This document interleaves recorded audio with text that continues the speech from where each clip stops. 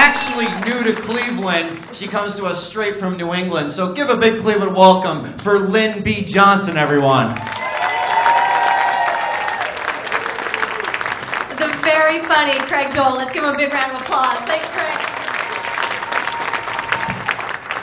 So yeah, hey, Cleveland. It's so good to be here. Oh my God, I just moved from New England, and if you can make 3 New Englanders laugh, you're just kicking ass.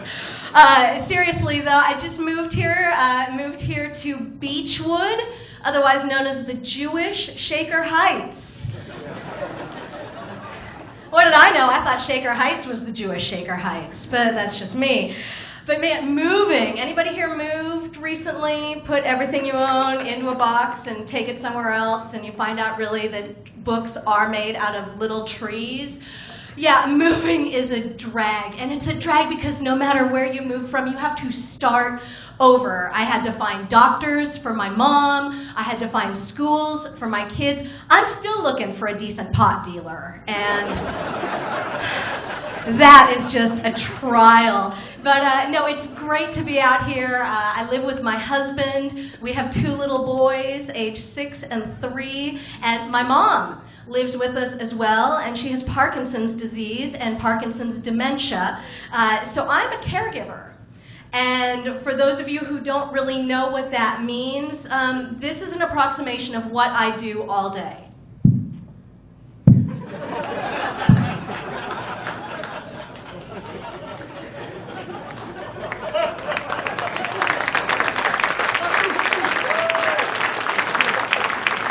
I'm serious though, man. There are 168 hours in a week, and I am on the clock for all but 12 of them. Even when I'm asleep, I have the baby monitor on, not for my kids, because they're one room over, but for my mom, because she sleeps downstairs, and God only knows what she gets in her head to do at 3 in the morning. Bake a cake, mop a floor, shave the cat. So it's best that I be there for those tender Hallmark moments.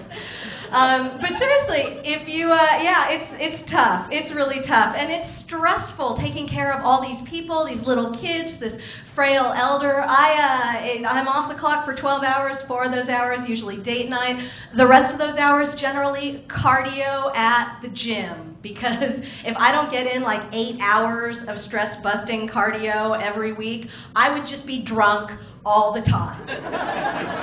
Because I think I mentioned I haven't found a good pot dealer yet. Seriously, who's your guy?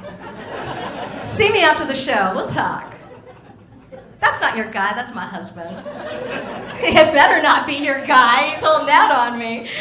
Oh, but being a caregiver means that you wash your hands after someone else goes to the bathroom. The food that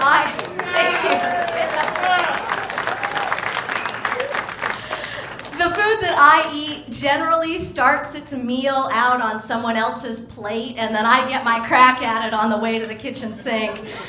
Usually, really, I'll just grab my meal. I eat in the car. And it's not to say that I'm driving. No, I just get my meal and I go to my driveway and I eat in the car, because I tell you what, my kids think my name is, I want something to eat.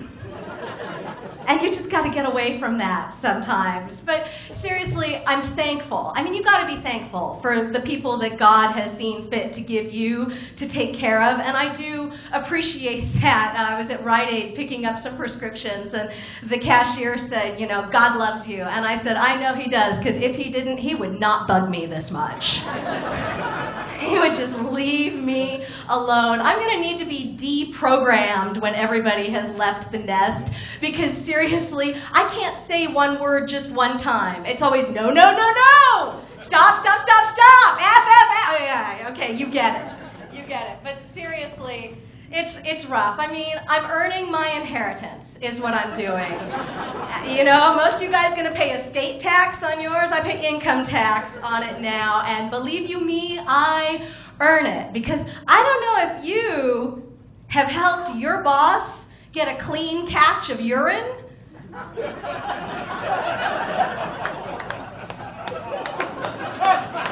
Yes, I have. And I tell you what, They do not make a latex glove long enough to make that task anything less than bone-chillingly odious. Latex gloves stop about here. I am petitioning for the opera length, maybe with some rhinestones for those formal caregiving occasions. Very fancy. So seriously, I'm on my knees in front of the toilet, my hand between my mother's thighs, holding the cup, and just looking up at her and saying, "Damn it, Mom, you better be sick."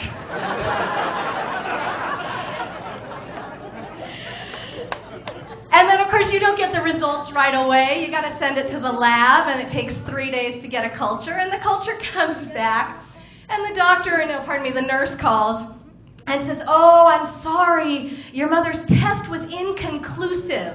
And so you could either come to our doctor's office and do it again, or you could do it at home by yourself." And man, I didn't say no that fast when Penn State asked my kindergartner to be the towel boy.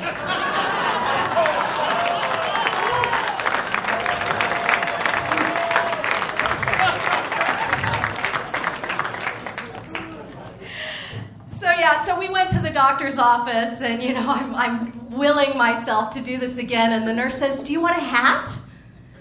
I said, "Well, I'd like a latex glove that goes up to my shoulder, but I don't know how a hat is going to help me." And she said, No.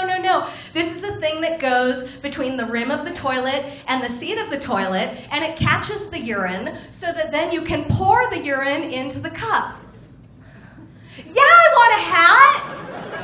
I want like 100 of those. Wrap those up. And seriously, if they keep cutting Medicaid and Medicare the way they've been doing, you're going to be damn glad you know that there is such a thing as a hat to catch your mom's pee. And you're going to be so thankful you heard it from Lynn B. Johnson. You guys have been a great crowd. Thank you so much. Go Cleveland!